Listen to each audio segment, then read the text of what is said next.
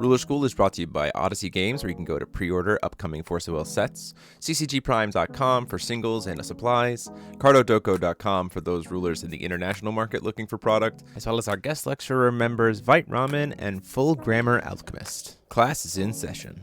Hey there, rulers. DMO73 here with Paul. We were taking the night off from the podcast, but because we just got an update from the Paradox ban list, as well as some changes to the ATD cards that we want to talk about. Just real quick to give you a heads up for this. This is just some updates after we kind of expected a mini update with the release of ATD going into Worlds. But also we got some changes to ATD cards, which I think is very interesting and will shake things up. And I'm excited to see what we have going on here. So let's just dig right into it, shall we? First up, this is just for Paradox, by the way, so keep in mind. For Paradox, we have seen the combination ban of High-Speed Uppercut and Valgot. They talk about this a lot, how Demon Resonators haven't really been popular or competitive before. Demon Bet Collector, Demon of the Crimson Moon, etc., etc. But a lot of those play lines require you to spend a lot of will, so they're risky on your turn. High risk, high value. But with Uppercut, you don't really care about that as much. You still have a lot of responsibility, and you draw a bunch of cards with Valgot. So they're trimming Valgot back a little bit with Uppercut. Thoughts, Paul? The beauty of editing. I think this is the beauty of editing. I think this is totally fine. I think Uppercut is definitely one of the tentpole cards in Paradox, and so just saying, hey, you can't just have interaction on your opponent's turn by tapping out, I think is a totally fair play. And it's also one of the biggest criticisms of these cards, and so I'm interested to see if this lends itself to an implication of like, are these cards not as balanced as the company design team thinks that they are? I don't know. Yeah, that's kind of my thought here. For Matilda, she's losing Awakened Magic Stone the Earth. There are many different deck varieties using Matilda. We have certainly seen that over the past couple weeks with the GPs that have happened. Focus on powerful resonators other than small resonators, exclusively knights, others in wardens. Her judgment is apparently a big... Well, I have played some games where the Matilda judgment is actually a lot stronger than it seems. So when you're like, oh, barrier blue-black. How do I kill this? Oh, wait. So they decided to take that linchpin inevitability element away from Matilda in terms of being able to easily support that by hitting Awakened Magic Stone the Earth. And it also is one of the best red-white stones, right? So now she has to play the Overworld stone, right? Which is significantly weaker if you hit a second one, it comes into play tap. So that is a hit to Matilda for sure. Is it enough? We'll see, but it is certainly, I think Matilda and Valgot in Paradox were the rulers coming out the gate that probably needed something. Just in the Paradox format. In Wanderer, they're fine. Yeah. Yeah, very, very much a fair trim. I think any light ruler that gets benefit off of Awakened Magic Stone maybe needs to be combo banned with it, a la Light Book. Yeah, for sure. Although after the last ban list, it's not really the case anymore. But like, hey, we should just keep in mind that this does change the space for light rulers. So I think this is fine. And they can always give it back to us if they really need to. This is definitely not as impactful as the Uppercut ban. Yeah, so. For sure. I think there's an element of that this is just kind of an ease of advantage, that it's just like you don't really lose anything for playing this in Matilda, but you potentially gain a bunch. Right? And so I think taking that away from her to encourage her just to be played just not as efficiently, I think is a good way to look at her. But let's talk about the ATD updates, which I do want to say, this is honestly not expected. I did not expect them to do this, but I really like that they're doing it. They were immediately listening to people's feedback about the ATD cards, talking about some of the concerns that people had with the way they were printed, and are saying, hey, well, they haven't been printed yet because they're not in sets yet, and they're going to be printed for the first time at Worlds. We have decided to look at this, and we've decided, actually, you know what? These are going to be a little bit stronger than we thought. They were originally going to be. We've tweaked them. And so these are what the texts are going to be on the versions at Worlds, which is great. So let's talk about it. So Valgot's Secret Surveillance no longer has Quick Cast, no longer has Untouchable, no longer has Vileborn, and now enters the field tapped. So it is not an instant speed mana rock that is untouchable and punishes you for hitting it. The effect of the card is still completely unchanged. Other than that, losing those keywords does significantly decrease the power of the deck. This card is now, I think, going from being a 4 of between rune deck and main deck for certain decks to being a in the rune deck. I think decks like Symphony will still want to play this. Symphony Python will still want to play this because she's like a stun deck, as you'll see later this week. So she doesn't really mind kind of taking the turn to like have it come into play tapped as long as she's getting a demon off of it. But like, you're not going to see Nero Diablo slamming 4 copies of this to try to knife heart you every single turn anymore, which I think is great, which is great. I'm really happy about that. This very good change. Yeah, I think it's much more balanced. Just putting it in the rune deck, I think is totally fine. At the very least, at bare minimum, if you have a rune deck and you want to play a demon like Dorian, this is a good option, but it doesn't just crack your deck wide open anymore. Yeah, for sure. Yeah, there were some real concerns with like instant speed Nightheart. And it's like, instant speed discard in Paradox format is something to be really cautious of, I think. So I really like this change. Yeah, instant speed Nighthearts seemed pretty good. Yeah. Next up, we have Protection of the Academy Grounds. The main change to this card is that it has Mythic, which I think is correct.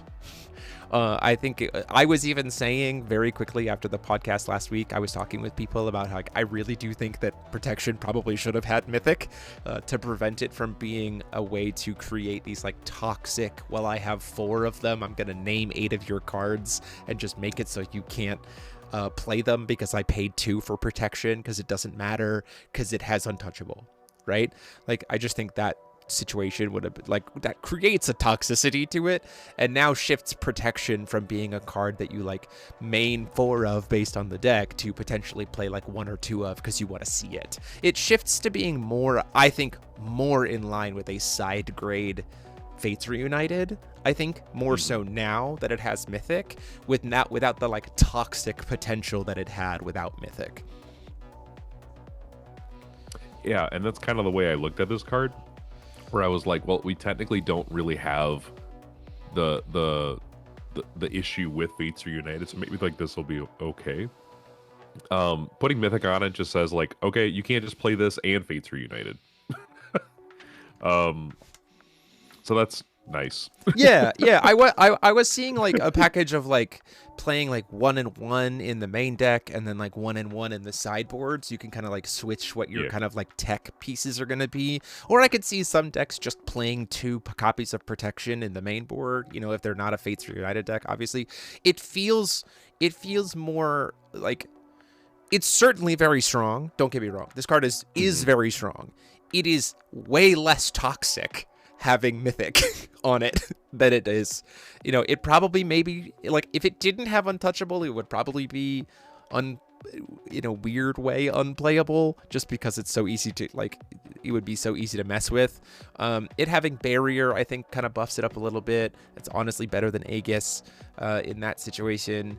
But overall, the change to make it Mythic, I think, keeps it in a interesting and cool to play around with and see its implications, and not a oh shit kind of a card. Like in terms of like the potential impact that it was going to have in the power game, right? Like I like it a lot more. We got 2 other changes to Osiris. Main change to Osiris here is just that he his incarnate shifted from being white or black or fire to white black or non-deity fire, which essentially just means that you can't sack Ryzen and Intel. You have to only sacrifice Ryzen if you're playing this with Electra, because the first resonator has to be a darkness light resonator. I'm not really sure what the implications are for that, but I do think that making it so that Electra can't just turn any of her 1-drops into this guy is fair. I think it's a little fair. Yeah.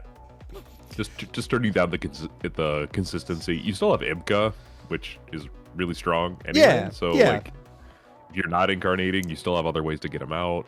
Well, because it also it just turns the temperature down. It gets one immediately upgrades it, and draws a card. So like, being able to do that off of, like, being able to have like a turn 1 intel into Osiris play, where you turn 1 play intel, upgrade the armament you already had, make your opponent discard a card, sack the intel to get an Osiris, who then gets you a second upgraded armament and draws you a card and is a 9/9, is like, slow down. Slow down, Electra. Whoa. Slow down a little bit. Please and thank you. So I think that's a fair change. I think that's a fair change to it. Nocturne. Yeah, totally fair. Nocturne got a change that I honestly will say that I was kind of hoping for, a combo ban of Nocturne plus Space-Time Mage. But this change to Nocturne says, okay, let's let them play around with it for a bit. Like, let's let them try it. The main change for Nocturne is that really that tap and pay X ability now isn't X plus 1. It is just X, and play it without paying its cost. And the reason that's fine. Yeah. It also is will into 2 cost creature. It also is let me double check something real quick. On Space-Time, just I'm doing it live. Well, semi-live, I guess. Yeah, so you can still draw cards off of the Space-Time Mage, which is still nice. It just means that, like, with Time Spinning Witch, you can't turn the 1 will from Time Spinning Witch into 2 will anything. I also think it's now was it originally? I know I gotta check, because now I'm realizing that it might be different. Theater, I gotta type this. Again, we're doing it live. No, it was originally a tap ability, so it was still tap. But it does make it so that Time Spinning Witch can't just be like, oh, I get 2 drops for 1 will that I'm generating every single turn for free. It's like, yeah. Oh, okay. Maybe we slow that down just a little. Just a tad. Just a tad, which I think is fine. I think it now becomes a card that I want to play around with, that I'm not super concerned about, even with Time Spinning Witch, without making this suddenly an unplayable card. I think there's a lot of cool applications there. Like, there was some world where it was like, oh, well, I'm just going to grab 2-drop Lancelots. And it's like, okay, well, sorry, technically 1-drop Lancelots, because Time Spinning Witch produces 1. And I was like, that's a little scary. So now they are 2-drop Lancelots, but they're from deck. Or you can grab 1-drop Arthurs from the deck. Like, that does actually create a really cool possible deck for Time Spinning Witch, which I'm really excited to play around with, without being, I'm scared. So, yeah, I'm happy about that. Yeah, cool stuff overall. And that's the changes to ATD. And I do want to say, major kudos to the company on this, for sure, about, like, willing to take a card that has not even been released yet, hear community feedback, acknowledge that it was overtuned. Like, so much, like, we have had issues in the past of Force of Will. There have been times in the past of, like, throughout Force of Will's 12 years at this point, where we see a card in spoiler season and we go, think that's a little overtuned, and then it gets released and we're like, yeah, it was overtuned. So it's nice to see already, even pre-ATD, that the company is willing to say, like, actually, we're listening, we're paying attention, we're having mindful conversations, we hear you, we recognize that this is actually a little overtuned, we're going to adjust it pre-release, right? Like, and that's good. And they make a good thing to say here is the new text for these cards will take effect immediately, and the cards for the 2025 WGP will have this text printed on them. So this is not a case of needing to remember what the new text is. This is literally cards that haven't actually been printed yet, and they're getting updated. And I just think that's a huge kudos to the company on that one, for sure. Yeah, 100%. Yeah. Yeah, other than that, these cards are still very playable. Oh, yeah. Still very impactful, very powerful. We obviously got to reprint proxies.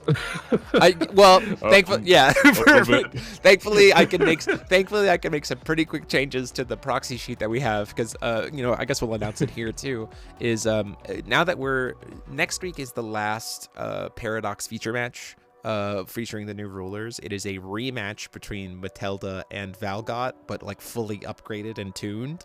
So which is kind of cool that we like started Paradox matches with the starter decks, and then we ended the Paradox matches with like fully tuned starters, which I think is nice. Pre-ban list. Don't worry about it. Don't worry about the uppercuts that you're gonna see in the match. Yeah. But we're gonna take from then until Worlds, and we are gonna be playing Wanderer feature matches with ATD. I think because it's a cool way to explore the new cards, get some hype building up, and gives us something fun rather than just only revisiting the rulers that just came out only in Wanderer. We can like go look at stuff. And yes, the first one is going to be Fox versus Utsunes. Get over it. Clearly that was going to be the first one. Don't worry about it. But no, this is exciting stuff. We can make some adjustments. And again, hats off to the company for making this call. I think it's great. I think it will also really make the world's meta a lot more comfortable to be able to explore, given the conversations I was seeing out in the community about these specific cards, specifically Valgot Surveillance. Like, it was a pretty contentious piece of conversation in a lot of the world's dialogue, discussion, competitive environments. So it's nice to see those changes. Any last thoughts, Paul? Nope. I'm just excited to play with these new cards. I'm glad we got them tuned up a little bit, so they're not quite so broken. Yeah. And man, let's just get to brewing. Let's get into it. So thank you all so much for watching this little snippet video. Again, tune in this week for feature matches, and next week we'll be back with more podcast stuff. And until next time, this is DMO73 and Paul saying class dismissed. Bye. Class dismissed. Be